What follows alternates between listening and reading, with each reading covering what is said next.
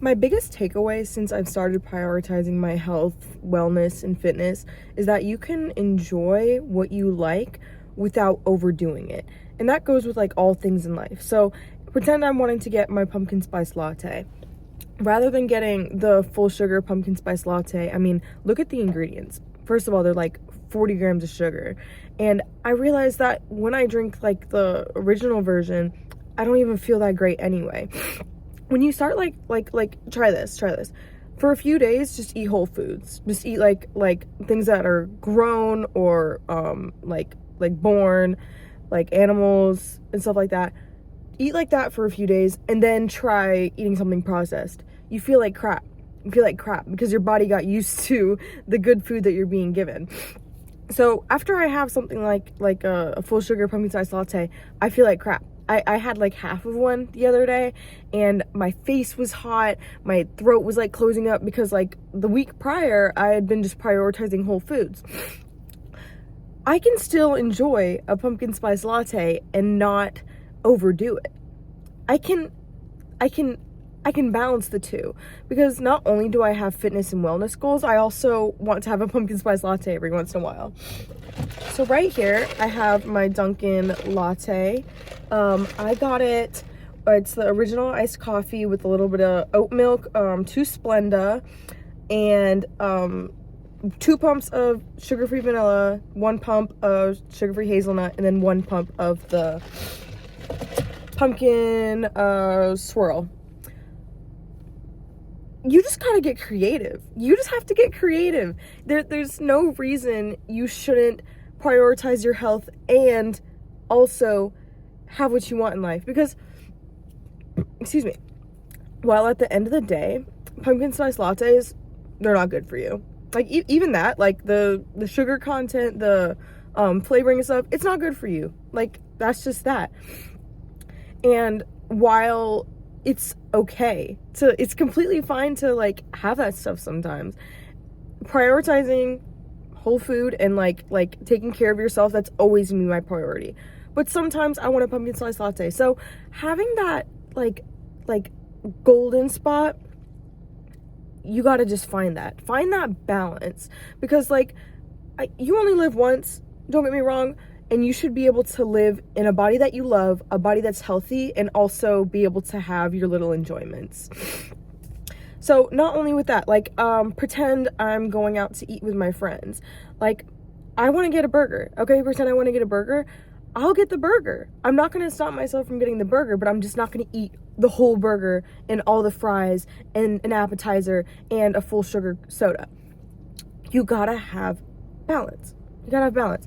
I'll get the burger, I'll eat half of it, I'll have some of the fries, and I'll call it a day. I'll listen to how I'm feeling, and I know that when I'm having the burger that, you know what, I'm probably gonna have heartburn after this. So you gotta just like be aware of the cause and effect. So yeah, no, that's probably my biggest takeaway, is that like you can have what you want in moderation, and that you don't need to completely cut out anything. Because on the daily, I have foods I love. I work at Chick-fil-A, and I get Chick-fil-A every single day. Now, I'm not getting a 4-count strip large fry and a milkshake every single time. I'm usually getting the grilled nuggets, the fruit, the salad. But, you know, if I want a small fry, I'm getting a small fry. If I want Chick-fil-A sauce, I'm getting Chick-fil-A sauce. While I know that the Chick-fil-A sauce, the seed oils, all that stuff doesn't make me feel good, I can have it in moderation. Just don't overdo it. Don't have 5 Chick-fil-A sauces. Have 1. The Chick-fil-A sauce isn't going to run away. The fries aren't going to run away. You don't need a large fry. Think about it. Your stomach is the size of your fist. It doesn't need to be... You don't need a large fry. Let's just be honest. You don't need a large fry. You have a burger. You have the chicken sandwich.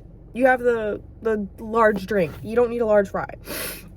Because at the end of the day, like when you're plating something, pretend you're making your meal. When you're plating your meal, the main thing you should be focusing on is, how can this fuel me? How can this fuel my day? How can this fuel my workout? How can this fuel my study session? That should be what you're thinking about. It shouldn't be, how is this gonna make all my feelings go away? Or like, how is this gonna taste? Like, if I'm gonna get something to eat it's got to be worth the calories. Like, it's got to like taste good. I'm seasoning it. I'm using the sauces that I like. Usually I'll use something sugar-free because I don't like the way sugar makes me feel. Like, even this doesn't even have that much sugar in it, and I already feel it like building up in my chest. I get a little congested.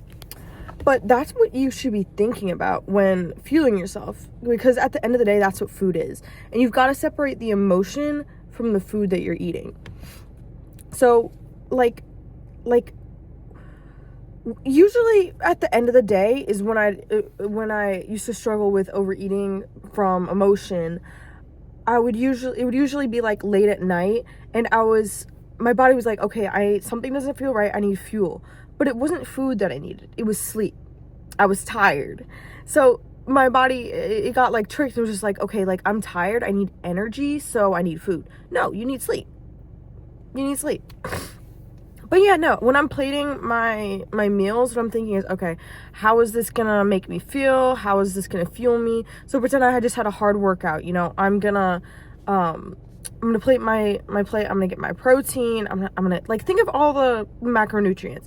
Prioritize protein, carbs, and then the fats. I'd say like I learned like this portion control guide. So the fats should be around the size of your thumb. So let's say like oils, peanut butter, etc.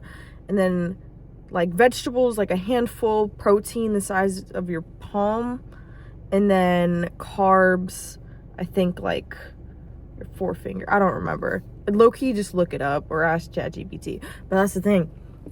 Speaking of ChatGPT, that's what the government wants. The Jews want us to use ChatGPT. Okay, I'm just going crazy, not gonna lie. But ChatGPT, sorry, this is off topic. They want us to be as dumb as possible. So every single thing that we need to like logically think about, they're just like, use ChatGPT, because if we use ChatGPT enough, we won't even be able to think for ourselves, because we'll just try to think and they'll be like, oh, the first thing that we want to do is ask ChatGPT. It's like we can't even use our brains anymore. Anyways, no, yeah, food for thought.